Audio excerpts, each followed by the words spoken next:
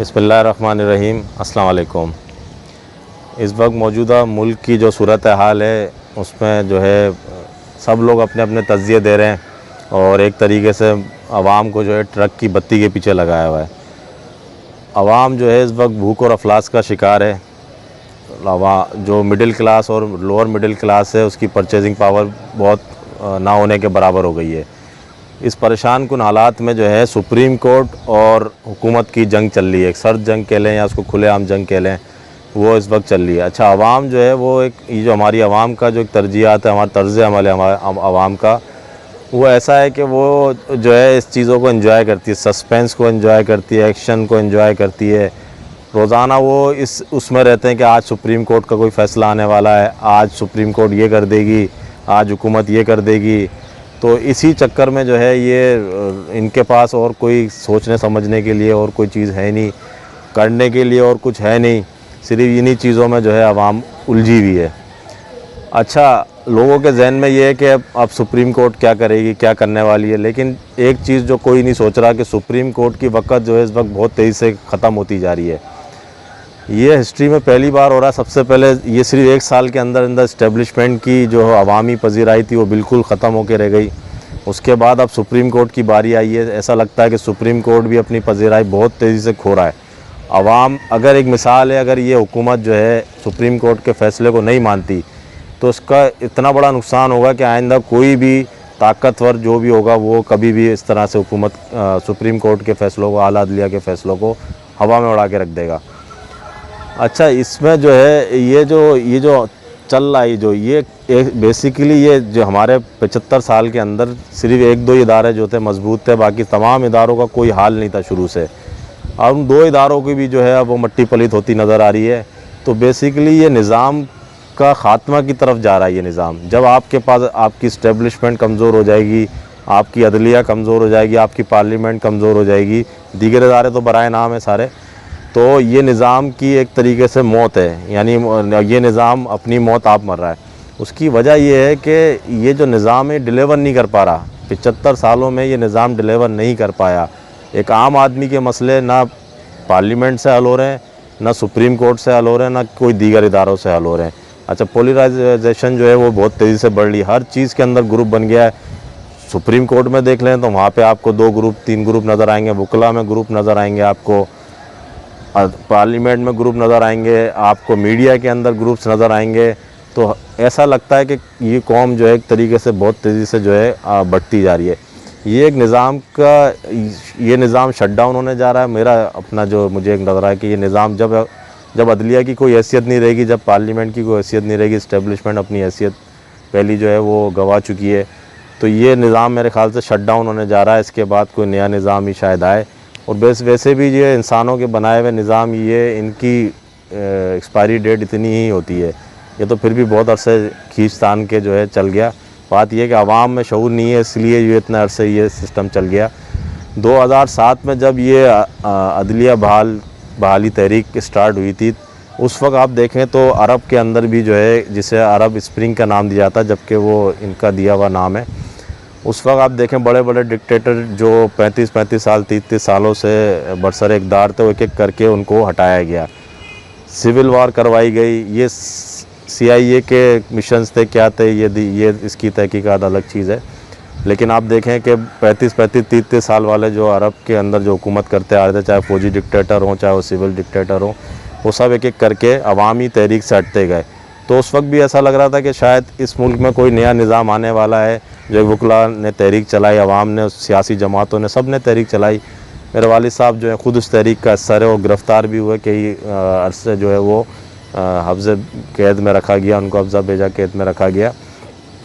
लेकिन वो उस टाइम पे शायद वो हाईजैक हो गई। उस वक्त ऐसा लगा शायद इफ्तिखार चौधरी जो है वो एक मसीहा बनकर आएगा, आम आदमी के शायद मसाइल को हल सुप्रीम कोर्ट की तरफ से होंगे। लेकिन हमने देखा कि वो भी जो है मामलात इस तरफ से इस तरीके से ना हो सके कि वो बिल्कुल जो है मेरिट पे फ़ैसले होते, वो एक तरफ़ा कुछ फ़ैसले नज़र आए।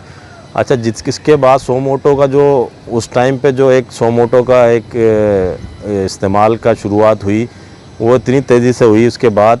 लेकिन मसले मसाइल ये रहे कि वो सोमोटो कभी भी आवाम के मसले मसाइल हल करने के लिए नहीं लिया भी गया, लेकिन बहुत कम।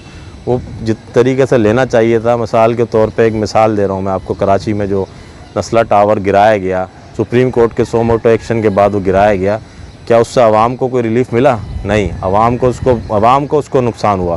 क्या किसी बिल्डर को या जो बिल्डिंग कंट्रोल अथॉरिटीज़ हैं या ब्यूरोक्रेसी है, किसी को भी सज़ा दी गई? नस्ला टावर गिरा के सुप्रीम कोर्ट ने क्या कारनामा करा? सिर्फ उस आवाम का, उन लोगों का नुकसान करा जिन्होंने पैसे जमा करके एक प्रॉपर्टी ख़रीदी और उनको बेघर कर दिया गया। तो इस तरह के फ़ैसले ने आहिस्ता आहिस्ता, इस तरह के जो फ़ैसले किए गए सुप्रीम कोर्ट की जानिब से, उसने अपनी वक़्त खो दी।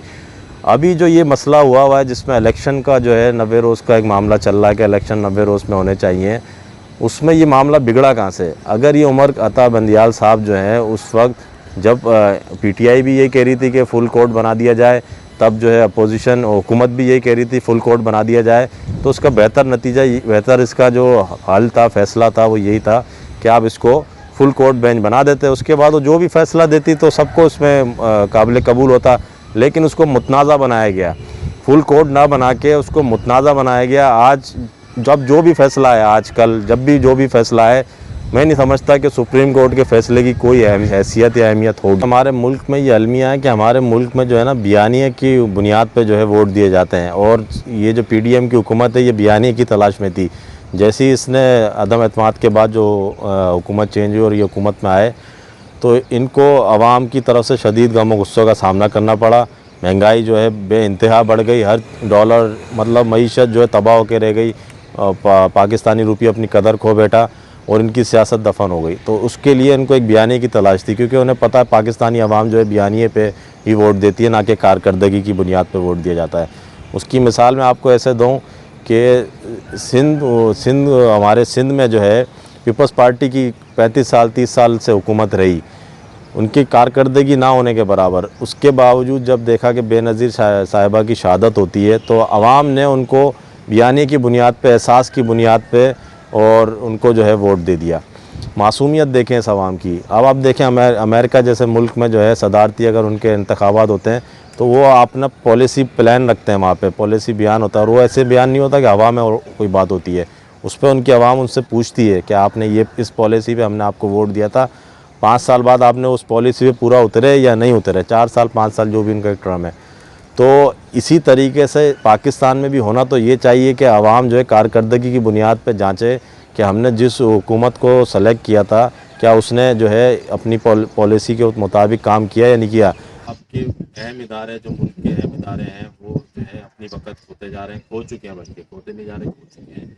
इस्टेब्लिशमेंट की वक़्त खो चुकी है पिछले 1 साल के अंदर। तारीख़ के अंदर कभी इतनी जो है इनकी जो है इससे पूरे जो है आवाम के अंदर गुस्सा नफरत रही हो। इसके अलावा जो है सुप्रीम कोर्ट की वक़्त ख़त्म हो चुकी है, और अभी जो फैसले आएंगे उस पर जब इम्प्लीमेंटेशन नहीं होगी, तो सुप्रीम कोर्ट भी अपनी वक़्त खो देगा। पार्लियामेंट अपनी वक़्त पहले ही खो चुकी है। पार्लियामेंट में ज़्यादातर आप देखते हैं कि सरमायादार और इलेक्टेबल्स और ये इस तरह के लोग पहुँचे होते हैं, जिनको आवाम की भलाई से कोई सरोकार नहीं होता।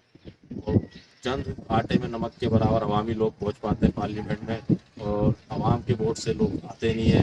दूसरी पार्लियामेंट तो अपनी वक़्त पहले ही हो चुका था, इसलिए इसी वजह से आवाम जो है वोट बहुत कम आ सकती है। तो अब होने ये जा रहा है कि ये निज़ाम तो मुझे चलता हुआ नज़र नहीं आ रहा। अब शायद कोई नया निज़ाम आए जो आवाम की फलाह बहबूद पे काम कर सके, आवाम को डिलीवर कर सके, क्योंकि इन इदारों ने आवाम की फलाह बहबूद पे पिछले 75 सालों में कोई काम नहीं करा। आज अगर उन्होंने काम किया होता 75 सालों में, तो आज मुल्क के हालात ये ना होते। आप अपने पड़ोसी ममालिक की तरफ नज़र दौड़ा के देख लें कि वो कहाँ पहुँचे हुए और हम कहाँ हैं। तो इसका मतलब ये सिस्टम डिलीवर नहीं कर रहा। आइन है तो वो मखसूस लोगों को प्रोटेक्ट करता है, उस पर इम्प्लीमेंटेशन जो है वो उनके अपने मुताबिक होती है।